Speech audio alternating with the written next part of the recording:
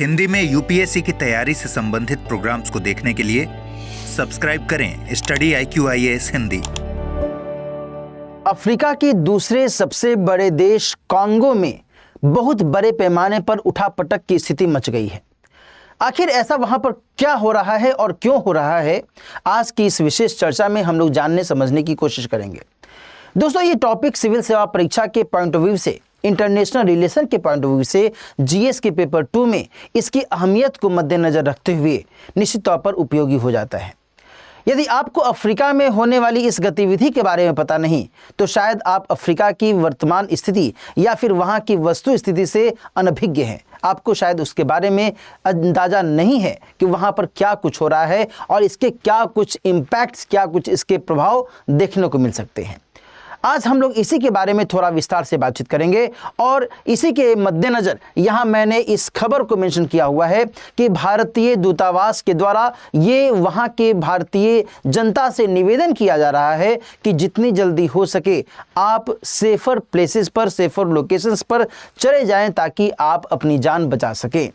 आखिर क्या वहां पर हो रहा है इस तरीके से, क्यों इस तरीके से अफरा तफरी की स्थिति देखी जा रही है, इसको हम लोग जानेंगे समझेंगे। लेकिन इससे पहले मैं यहाँ पर मैप के माध्यम से डेमोक्रेटिक रिपब्लिक ऑफ कांगो की जो तस्वीर है वो आपको दिखा देता हूँ।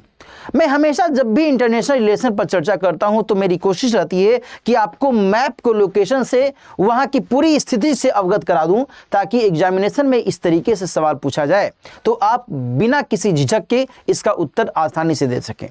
और चूंकि इस तरीके से पीटी एग्जामिनेशन में या फिर एनालिटिकल पॉइंट ऑफ व्यू से मिस एग्जामिनेशन में भी सवाल पूछा जाता है अलग अलग स्तरों पर, तो ये जो जानकारी है आपके लिए निश्चित तौर पर उपयोगी हो सकती है। ये मानचित्र आप यदि देख रहे हैं तो ये अफ्रीका का दूसरा सबसे बड़ा देश है क्षेत्रफल के दृष्टिकोण से। पहला सबसे बड़ा देश कौन सा है क्षेत्रफल के दृष्टिकोण से, वो आप कमेंट सेक्शन में बताइएगा, वो मैं नहीं बताऊंगा। मैं केवल ये संकेत कर दूंगा कि वो अल्फाबेटिकल लेटर में जो सबसे पहला लेटर है यानी कि ए, उस ए से उस देश के नाम का पहला लेटर जुड़ा हुआ है। अब आप बता सकते हैं कौन सा ये देश है। बहरहाल यहाँ पर जब हम लोग डेमोक्रेटिक रिपब्लिक ऑफ कांगो या फिर इसको शॉर्ट फॉर्म में कहते तो देखो DRC कह के काम चला सकते हैं ना, कोई दिक्कत नहीं है, आप लोग समझ पाएंगे। तो DRC के आजू बाजू के जो देश हैं, कई सारे देश हैं, कई सारे देशों के साथ इसकी सीमा लगी हुई है और इस देश की राजधानी है किंशासा। और यहाँ पर जो DRC के पूर्वी क्षेत्र वाला हिस्सा है, जहाँ से रवांडा, बुरुंडी, युगांडा, तंजानिया जैसे देशों की सीमाएं साझा होती हैं, यहाँ पर अभी हाल ही के समय में कुछ उठापटक की स्थिति देखी जा रही है। ये उठापटक की स्थिति क्यों उभरी है, इसी के बारे में हम लोग बातचीत करने वाले हैं। दोस्तों, यहाँ पर जो सबसे बड़ी बात है ये कि डेमोक्रेटिक रिपब्लिक ऑफ कांगो के सबसे बड़े शहर गोमा में एक अफरा तफरी की स्थिति, एक हिंसाजनक कार्रवाई की स्थिति देखी जा रही है और इसी कारण से ये जो मामला है ये और अधिक व्यापक हो गया है और अधिक फैल गया है। यहाँ पर दोस्तों ध्यान रखिएगा कि जो M23 विद्रोही यहाँ पर तैनात हैं, लंबे समय से वो अपनी डिमांड्स कर रहे हैं। इनके मद्देनज़र ये बातें निकल कर सामने आ रही हैं कि ये चाहते हैं कि इस पार्टिकुलर रीजन में अपना दबदबा स्थापित करें। और इस दबदबा स्थापित करने के पीछे एक बहुत ही निकटवर्ती देश के द्वारा प्रत्यक्ष और अप्रत्यक्ष तौर पर सहयोग भी दिया जा रहा है और उसका नाम है रवांडा। हालांकि रवांडा के द्वारा ये बातें कही जा रही हैं कि हमारी तरफ से ऐसा कोई सपोर्ट इन विद्रोहियों को नहीं दिया जा रहा है, लेकिन फिर भी जो अंदरूनी बातें निकलकर सामने आ रही हैं उसमें इसी बात को कंक्लूजन के तौर पर देखा जा रहा है कि कहीं ना कहीं रवांडा अपनी रोटी सेक रहा है और इसी कंटेक्स्ट में यहाँ पर ये सारी जो गतिविधियाँ हैं, ये गतिविधियाँ यहाँ पर चिंताजनक स्थिति को जन्म दे रही हैं। इसी के बारे में मैंने यहाँ पर लिखा हुआ है कि M23 विद्रोहियों ने कांगो के इस गोमा शहर को लेकर के अपना जो बहुत ही बड़ा एक्टिव रोल है वो दिखाया है, इस पर कब्जा कर लिया है और कहा जा रहा है कि 700 से भी ज़्यादा लोगों की मौत यहाँ पर हो गई है। आखिर ये M23 विद्रोही क्या हैं, क्यों इनके द्वारा विद्रोह किया जा रहा है, इसके बारे में भी हम लोग आगे बातचीत करेंगे। लेकिन जो बेसिक यहाँ पर कंसर्न है वो ये कि सर आप ये तो बता दीजिए कि आखिर ये लड़ाई हो रही किस बात के लिए है, क्यों लड़ाई हो रही है, क्या इस लड़ाई की वजहें हैं। भाई देखो यार, चाहे वो कांगो हो, चाहे वो कनाडा हो, चाहे वो कोई भी देश हो, कोई भी प्रदेश हो, मैं तो यहाँ तक कहूँगा कि हमारे ही देश का कोई गांव हो। यदि आप कहीं भी लड़ाई की बात देखते हैं ना, तो लड़ाई में यार जो धन संपत्ति वाला मामला है, जो आर्थिक संसाधन वाला मामला है, वो कहीं ना कहीं उभरता ही है। आप कहीं भी देख लीजिए, घर परिवार में ही देख लो ना यार, कई बार ऐसी स्थितियां निकल कर सामने आती हैं कि जो आर्थिक संसाधनों पर कब्जा है, उस पर नियंत्रण है, उसका दोहन करने को लेकर के जो टसमटस है वो यहाँ पर दिख जाता है। और कहीं ना कहीं ये बातें भी यहाँ लागू हो रही। देखो, कांगो का जो पूर्वी इलाका है जिसकी बात अभी मैं कर रहा था, ये खनिज संपदा से संपन्न है, परिपूर्ण है, लबालब भरा हुआ है। कई सारे महत्वपूर्ण खनिजों का भंडार है ये। और केवल खनिजों का भंडार नहीं है, इन खनिजों का इस्तेमाल टेक्नोलॉजिकल क्षेत्र में बहुत बड़े पैमाने पर होता है। और यही बड़ी वजह है कि इस क्षेत्र की डिमांड कहीं ना कहीं ज़्यादा है। और यही बड़ी वजह है कि जो M23 विद्रोहियों की मैं बात आपसे लगातार कर रहा हूं, उनके द्वारा इस पार्टिकुलर रीजन में अपना नियंत्रण स्थापित करने की कोशिश की जा रही है। ठीक है जी, यहाँ पर इसी चीज को इंडिकेट किया गया है कि कई सशस्त्र समूह इस पार्टिकुलर रीजन में अपना जो दबदबा है वो हासिल करना चाहते हैं। और जो गोमा शहर की बात हम लोग कर रहे हैं, जिसके बारे में मैंने आपको बताया भी कि DRC का सबसे बड़ा शहर ये है, तो यहाँ पर लगभग 10 लाख से भी ज़्यादा लोगों का निवास है। देखो, यहाँ पर इसको मैंने लोकेशन के माध्यम से भी स्पष्ट करने की कोशिश की है। कई बार लोकेशन के आधार पर जो सवाल बनता है, मैं बार बार इसको रिपीट कर रहा हूँ कि ये जो शहर है, ये यहाँ पर रवांडा और जो दक्षिणी कीवू वाला इलाका है, जो कि इसी DRC से जुड़ा हुआ है। कीवू एक पार्टिकुलर रीजन है। और इनफैक्ट मैं तो आपको ये भी कहूँगा कि ये जो कीवू मैं बोल रहा हूँ ना, इस पर IAS प्री एग्जाम में सवाल बना है, चेक कर लीजिएगा आप, सवाल बना है इस कीवू पर। और ये दक्षिणी कीवू और उत्तरी कीवू इसी DRC के पूर्वी हिस्से से जुड़े हुए हैं। और यहाँ पर जो मैं बात कर रहा हूँ कि रवांडा की सीमा और कीवू झील के किनारे जो ये गोमा शहर है, उसकी उपस्थिति दिखती है। और यहाँ पर कई सारे जो खनिजों की बात मैं कर रहा हूँ, जिसमें सोना, टीन, कोल्टन बहुत ही महत्वपूर्ण ये अयस्क है, जिसका इस्तेमाल मोबाइल और अन्य इलेक्ट्रॉनिक्स आदि में किया जाता है। टीन और सोना का भी इस्तेमाल अलग अलग स्तरों पर किया जाता है। और इस लिहाज से ये क्षेत्र खनिज संपदा से लबालब भरा हुआ है। जाहिर सी बात है भाई, जहाँ पर खनिज संपदा है, जहाँ पर संपत्ति है, उसको लेकर के तो आज के समय में लड़ाई निश्चित तौर पर हर जगह देखने को मिल रही है।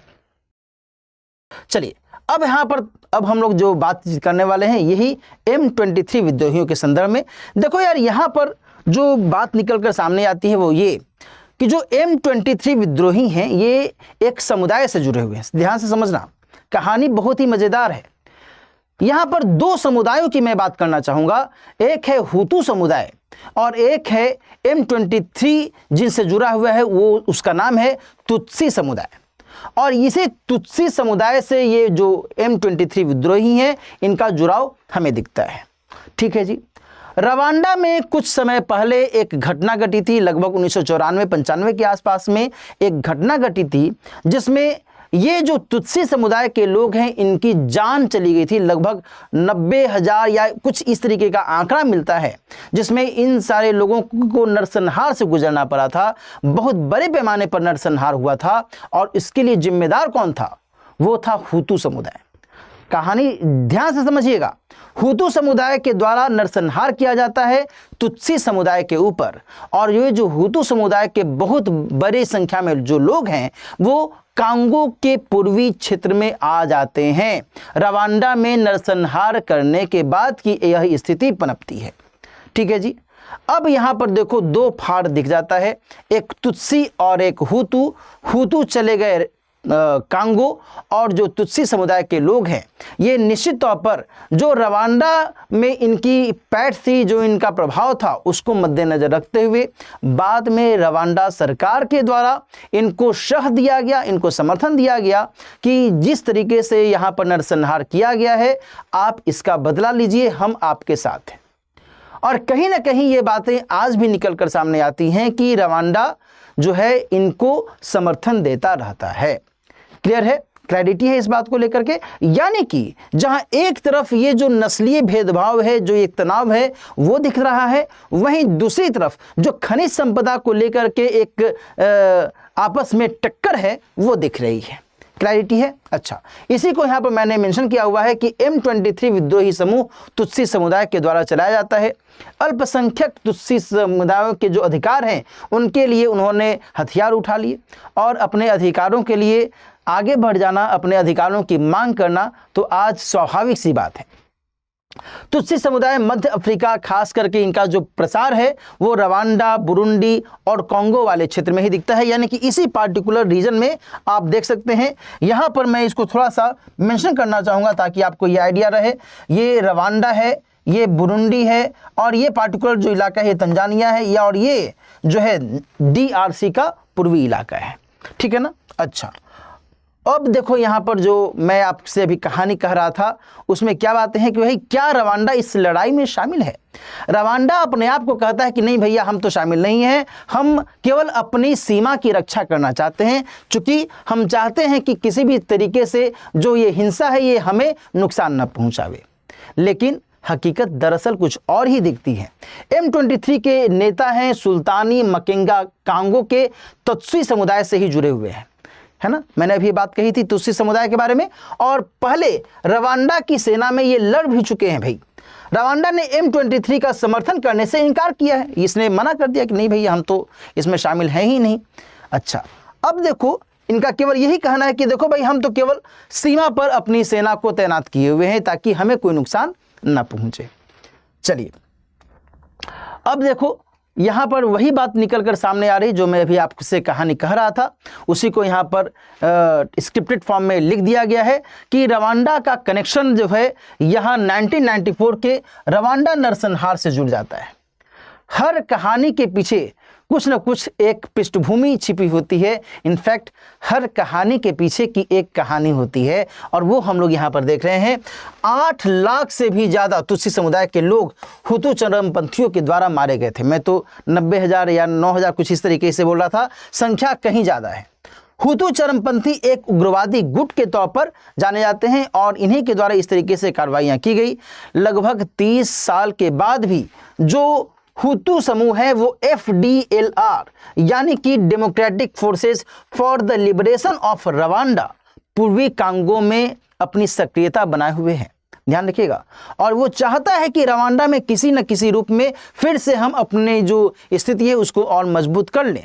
और रवांडा का जो दावा है वो ये है कि कांगो सरकार के द्वारा FDLR को सहायता पहुंचाई जा रही है। ऐसी ही स्थिति आप जगह जगह देख सकते हैं। एक कहता है कि वो उसकी सहायता कर रहा है, वो कहता है कि वो उसकी सहायता कर रहा है।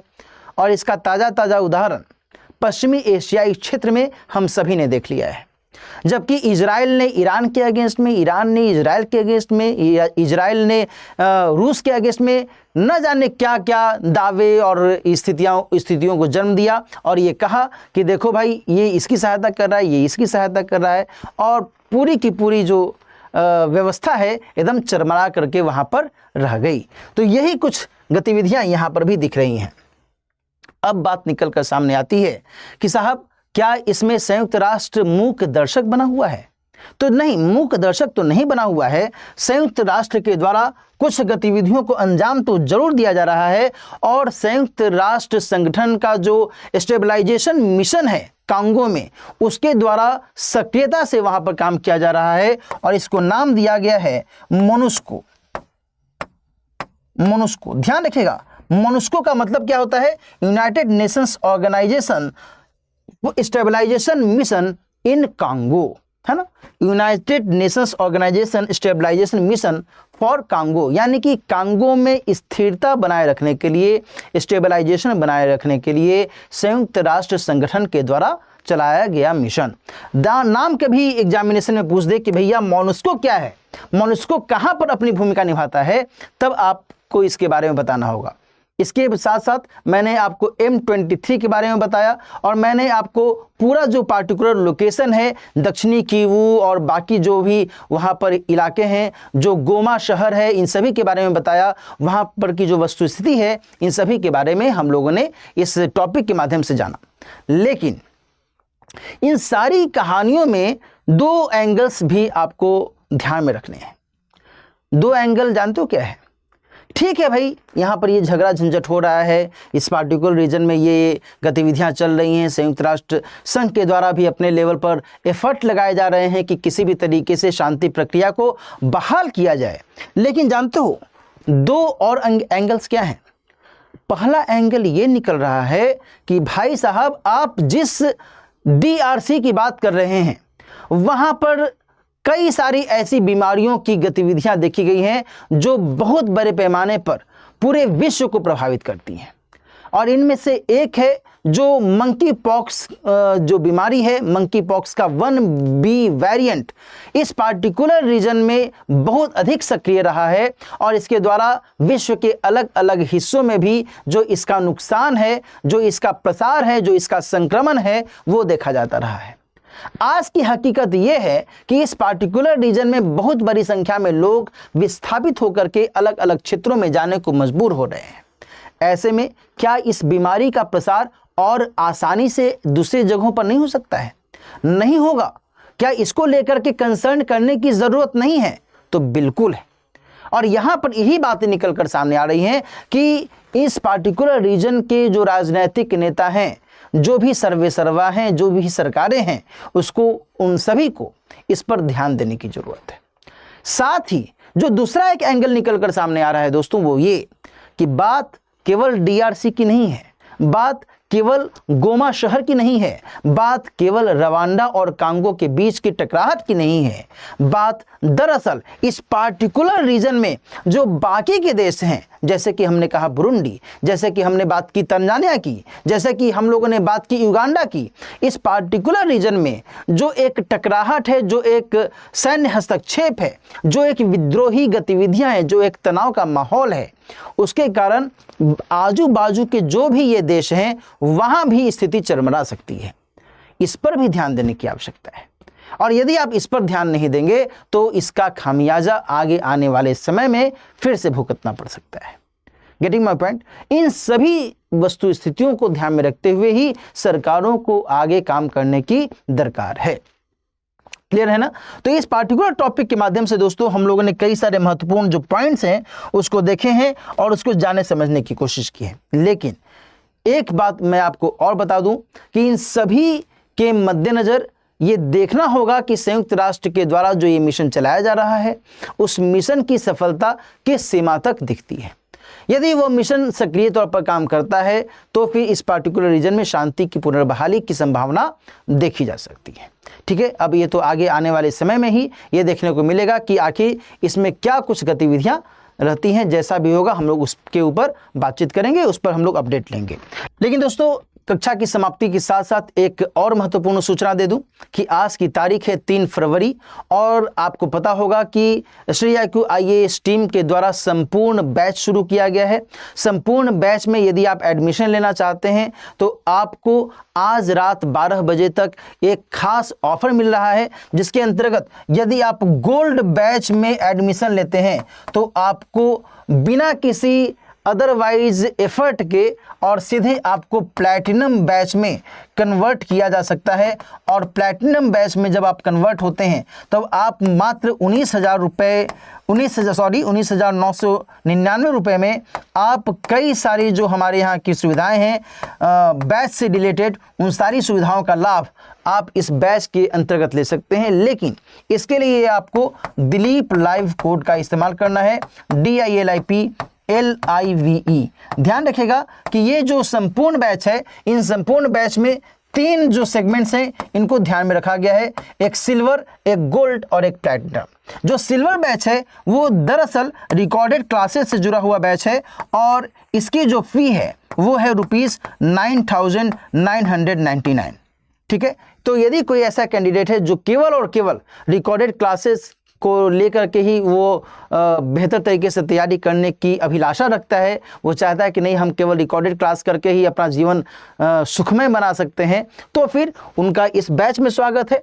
और इसके अलावा यदि आप और भी ज़्यादा सुविधाएं चाहते हैं तो आप गोल्ड बैच को ज्वाइन कीजिए, और इसके अलावा और भी ज़्यादा आप सुविधाएं चाहते हैं तो आपका स्वागत प्लैटिनम बैच में है। ध्यान रखिएगा कि प्लैटिनम बैच में जो लाइव क्लासेज हैं, जो टेस्ट सीरीज वगैरह है, जो मेंटरशिप की सुविधा है, जो पीआरपी एक बहुत ही खास जो एक फीचर इसमें शामिल किया गया है जिसके अंतर्गत प्रीलिम्स रेसिडेंशियल प्रोग्राम का आप हिस्सा बन सकते हैं, ये सब इसके अंतर्गत शामिल है।